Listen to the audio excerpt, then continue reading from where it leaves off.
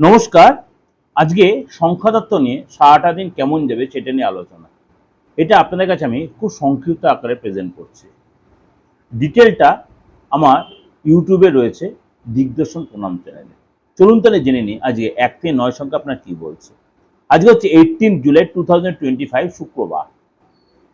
এক সংখ্যা যাদের আজকে প্রপার্টি কেনাবেচার জন্য ভালো দিন, আয় বৃদ্ধি, আজকে শরীরের জন্য অবশ্যই সচেতন থাকবেন। 2 সংখ্যার জাতক যারা আর্থিক ব্যাপারে ডিসিশন খুব সাবধানে নেবেন, খুব বুঝে শুনে ডিসিশন নেবেন।